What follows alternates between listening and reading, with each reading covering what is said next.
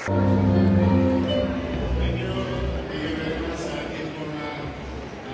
na senador. Naminis na natin. Sana makabalik ko sa senador. Bata pa ako, senador na to. At hindi siya basta ordinary senador.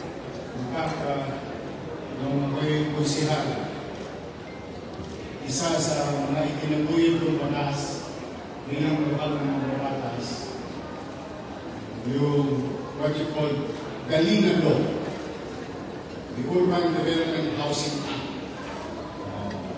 At yun ay hindi ko lang isinabatas. Hindi naman ako magkakataon ng alkalde, isinapuso ko naman yung kanyang pinaguyod. Kaya ako nakabalita sa Manila ng in-city vertical housing program. Kaya rapakan natin ang ating President, Senator Joey Lina.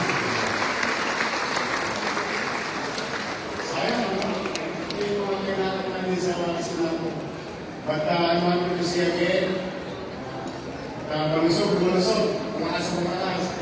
Ate Ines, Secretary Mujadea, Sir, we're happy to see you again. Without any sir, we're happy that you're okay. Maganda, Malas si Secretary. Sa ating Malinawagan family, to our partners in national government, DOD, and IA, lalo-lalo na ang IA, na matutuwa yan. Pagkakatuluyan na yung napag-usapan namin ni Presidente Marcos. Today, to create new Central Park in Manila. We'll bring New York in Manila, adjacent to Manila Hotel. Kaya yung mga dalaga ng Manila Hotel, alam diyan kayo mag-ready ng mga jowa ninyo. Because we will bring it back, the idea of your city government, and hopefully with the help of the national government, to give it back to the people. Not for anyone, but for everyone. And this type of open green space that we wanted is for our great-grandchildren. Because later on, whether we like it or not, maraming ipanganak, maraming mga kailangan ng espasyo. Ang mundo'y hindi lumalaki, ang populasyon ay lumalaki. The more we can offer as bilang pamana sa ating mga salit-lain pagdating ng araw, cleaner, maliwalas at panatag na sila. And it's going to bring more food traffic in the city of Manila with that kind of open green space outside of Intramuros, or what you call now the Gold Coast. Sa mga nag-gold, pasensya na kayo. Marami pa naman magagandang gold coast sa ibang lugar. We should make this space for our people, for general public. Kaya, now I know, because I'm very excited to tell you this, an hour ago, after 2 weeks of preparation, we're going to go back to the President and present. Now, 2 weeks thereafter, of the general plan of garden in the middle of the city, through the help of the people of Singapore, who work with National Park in Singapore. We already have the master plan about an hour ago. Kaya yun ay parang po sa inyo. Itong makasaysayan na Manila Hotel, lalo kaaliwala sa kapaligiran. At magiging namin, pasyali ng ating mga kababayan Pilipino, ang mga banyaga. At now, today, we're about to light up Manila Hotel in line with our celebration. I think we have the longest celebration in the world. Maaga tayo nagsisimula. Yung ibang kultura, yung ibang lahi, 2 araw lang. Tayo 3 buwan ang Pasko sa Pilipinas. But we are happy to have that kind of culture, that kind of tradition. Natutuwa tayo kasi bagamat marami tayong suliraning personal o ekonomikal, pero pag nagsindi na ang ilaw at islap ng Pasko, nagbibigay ito na maliwalas na outlook and vibes to our community and to everyone. So today we are very grateful.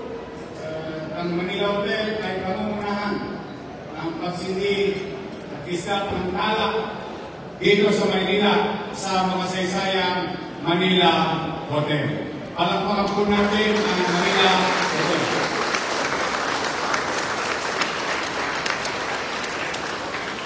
To those who are watching and going to watch this, please come and visit us in Manila. Marami kaming pasyalan dito. Ako, lalo na, pumunta kayo ng Intramuros, you will be amazed. It is not the way it is before.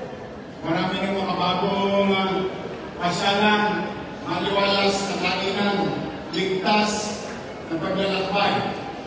Sa loob ng Intramuros, through the leadership of DOT and Intramuros administration. We are very happy and proud of them, taking care of one of the jewels of the city of Manila. And in our own little way, through the leadership of former Congressman Crystal Bagaching as our tourism of Manila, we will align ourselves with the private sector like Manila, with the national government and the local government.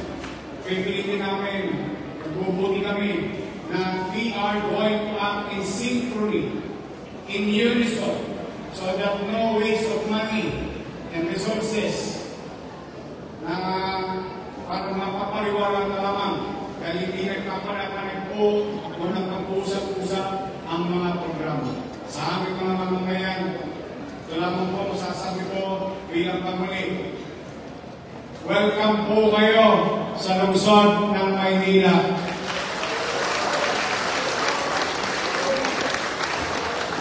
Halina kayo, bumalik kayo sa lungsod ng Maynila at muli ninyong alalahanin ang inyong mga karanasan noong panahon na kayo mga bata pa o nag-aaral pa dito sa lungsod ng Maynila.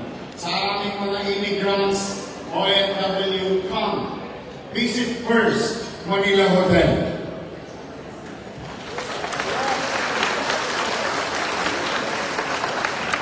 Because from Manila Hotel, we're going to sleep and enjoy just across.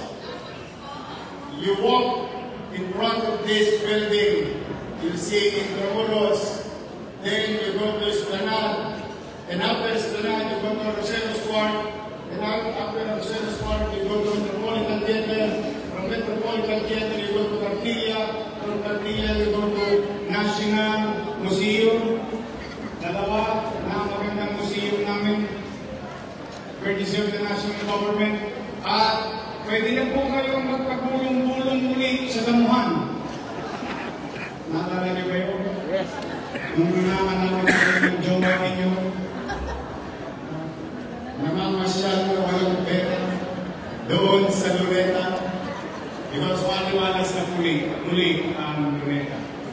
Sooner or later, with the help of everyone, private sector, national government, manatag kayo, pipilitin namin inawan na muling maibalik ang katatagan ng ating lungsod na minamahal. But, let me take this opportunity also to ask you, please, tulungan niyo naman kami. Tulungan niyo kami mag-uusap disiplina. Tulungan niyo kami maging malinis. Magtulong-tulong tayo. What I ask from you, simple task, is showing care of our environment. Because I, for one, cannot do this alone. But together, we can make Manila great again. Yes. Magandang araw, maligayang Pasko, at sana matagumpay na bagong taon sa lahat ng Pilipino at Manileño. Magandang araw po. Thank you.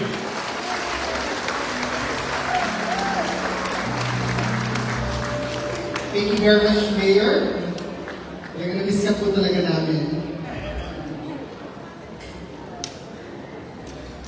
Okay, the Manila Hotel's Christmas tree lighting ceremony will not be complete until we hear from our President. Without further ado, let's welcome Attorney Jose D. Lina Jr.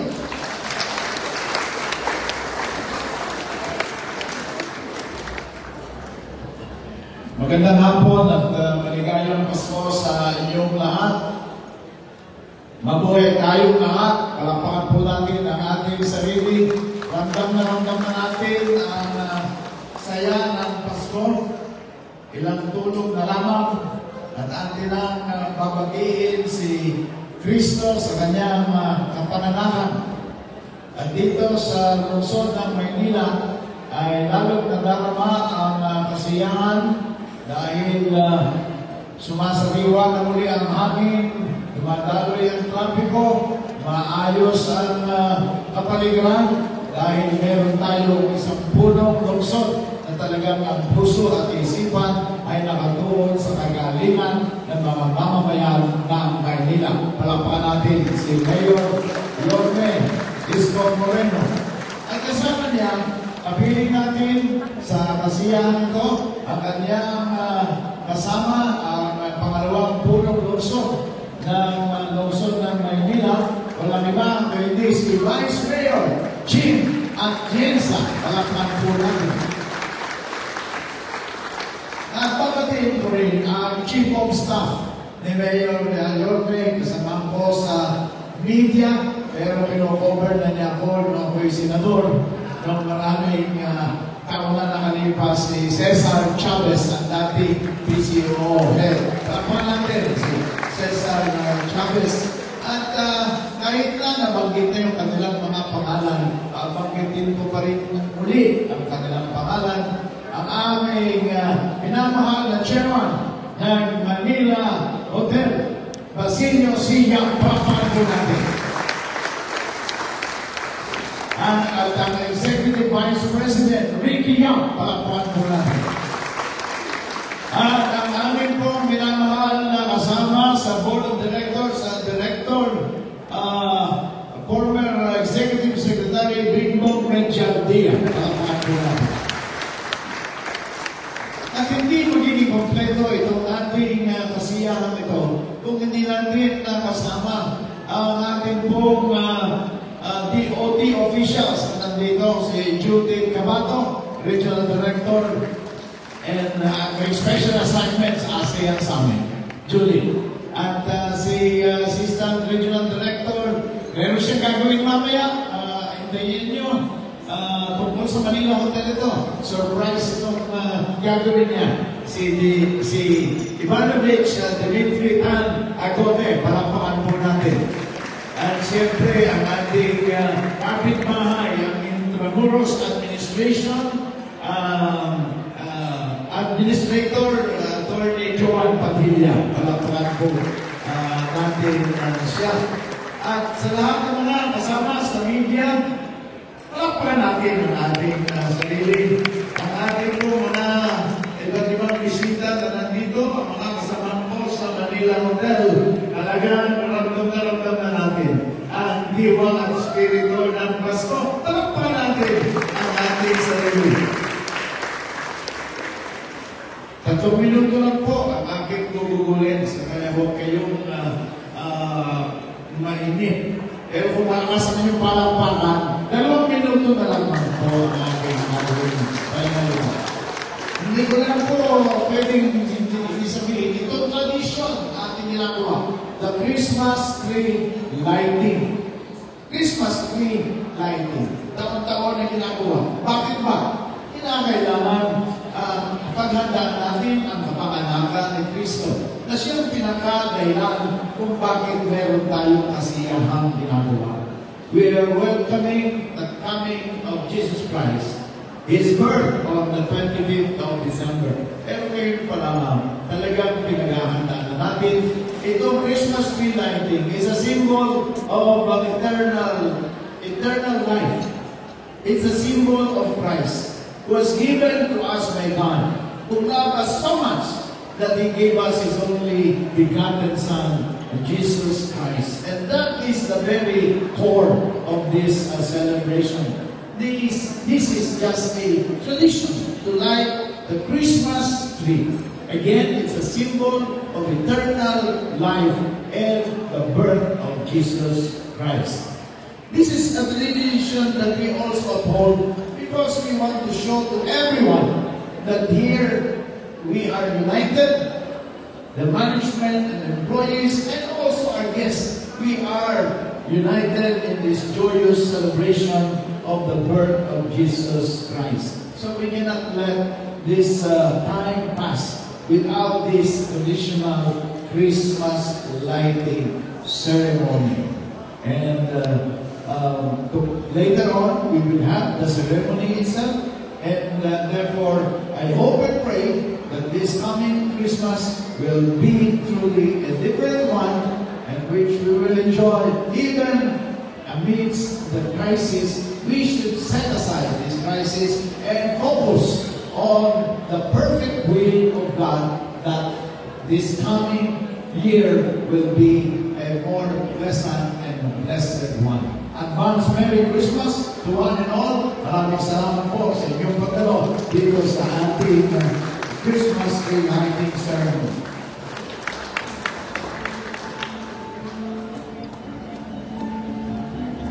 Thank you, Attorney Lina.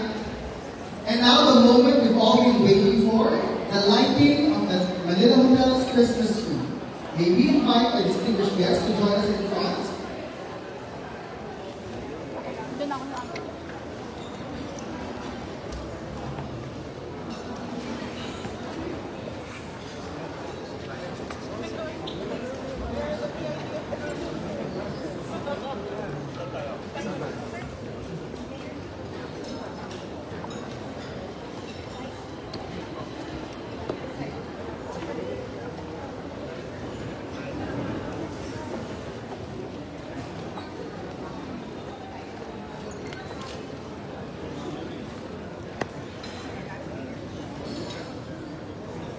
Right, are we ready? Team alternate, are you ready? So, 5, 4, 3, 2, 1! Maligayang Pasko sa ating lahat!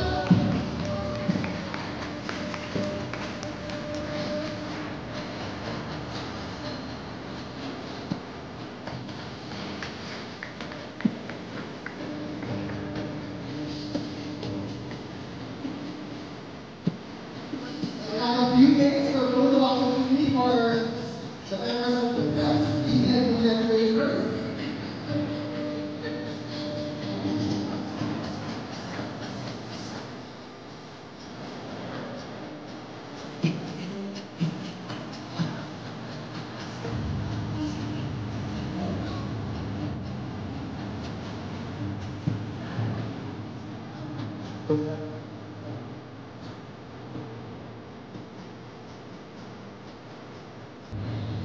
Thank you very much. Is there anyone that would like to speak?